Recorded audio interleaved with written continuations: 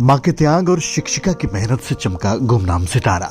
साधारण सी दिखने वाली कोई चीज कांच है या हीरा, इसकी पहचान सिर्फ जौहरी ही लगा सकता है। ठीक इसी तरह एक शिक्षिका द्वारा तराश कर गांव की साधारण सी एक लड़की को राष्ट्रीय स्तर का खिलाड़ी बना दिया गया। अब तक तो आप समझ ही चुके होंगे कि हम बात कर रहे हैं अंडर 19 वर्ल्ड कप की महिला खिलाड़ी अर्चना देवी की।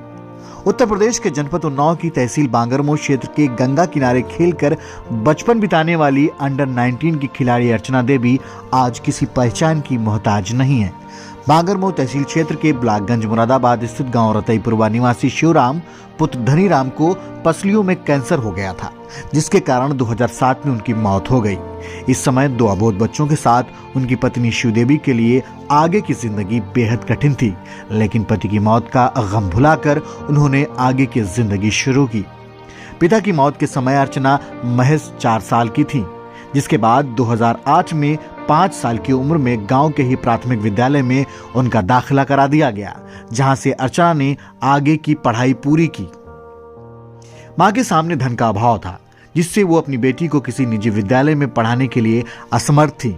तमाम लोगों से सहयोग व जानकारी के बाद उसकी मां ने ममता को त्याग कर गंज मुरादाबाद स्थित कस्तूरबा गांधी आवासीय विद्यालय में कक्षा 6 में उनका दाखिला करा दिया। अर्चना की जिंदगी का यही सबसे बड़ा टर्निंग पॉइंट साबित हुआ।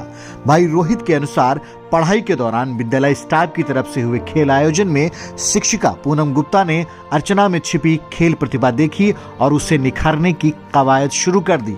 शिक्षिका पूनम गुप्ता एक गुरु के रूप में अर्चना को हर स्तर पर पूरा सहयोग और संबल देती रही, जिसके बाद कक्षा 8 की पढ़ाई पूरी करने के बाद शिक्षिका पूनम गुप्ता ही ने कानपुर क्रिकेट क्लब में अर्चना का दाखिला करवाया। साथ ही हॉस्टल में रहने का खर्च भी शिक्षिका ने ही वहन किया, जिसका आज पूरा परिवार शुक्रगुजार भी है। शिवदेवी के मुताबिक गंगा के एकदम किनारे बसे गांव में शिक्षा का कोई विकल्प नहीं था।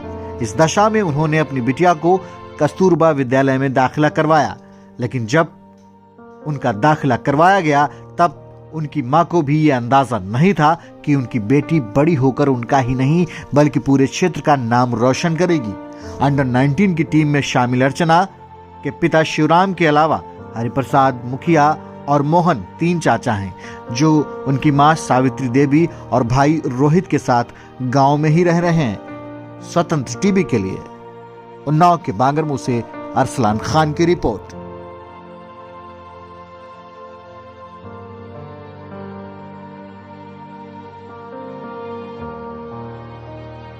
उत्तर प्रदेश के उन्नाव जनपद से निकली अर्चना देवी निषाद ने इंग्लैंड के मुंह पर तेज वो तमाचा मारा है जिसकी गूंज आज सारे देश में सुनाई दे रही है।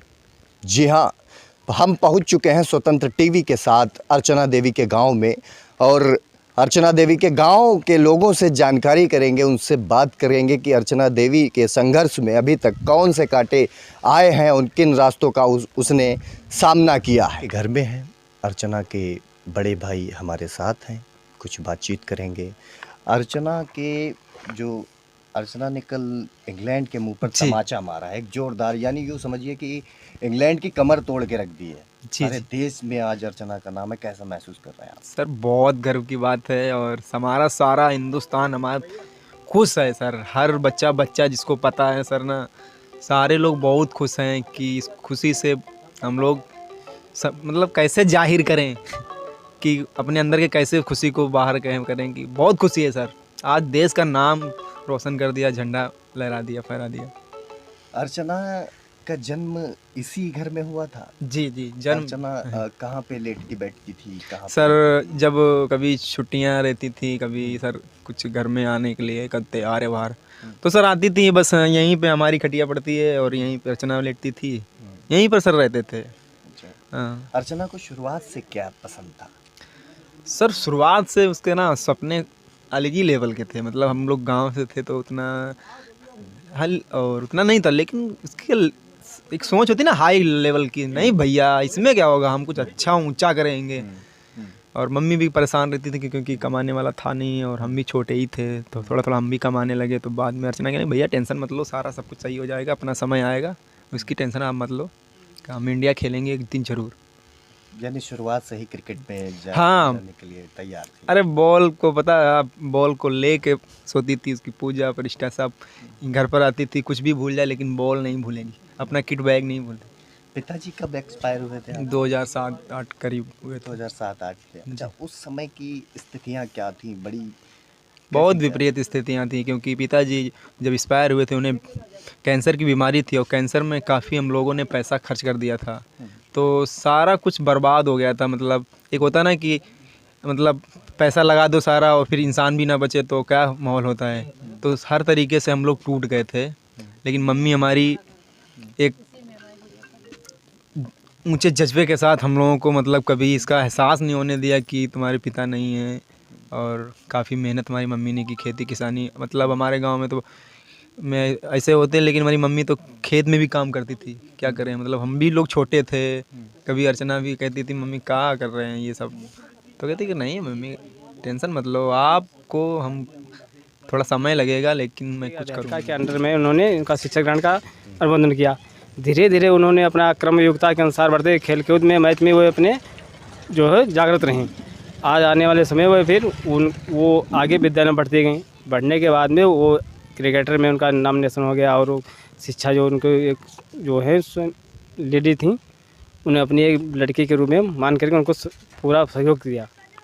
उनके आधार पर आज हमारे गांव का नाम और रोशन हो रहा है और ज़िले में देश में ये हो रहा है। इसलिए कैसा महसूस कर पा रहे हैं आप? ऐसा महसूस कर रहे हैं कि ऐसा ही हमारे जो हैं ग्रामीण क्षेत्रों में सभी बच्चे, लड़के का लड़कियां और बड़े बड़ों सबका मान सम्मान अच्छा हो और इसी भाव से मेहनत करके आगे सफलता होने के प्रयास करें सभी लोग। और भी कुछ लोग हैं यहाँ पर। बाबा हैं।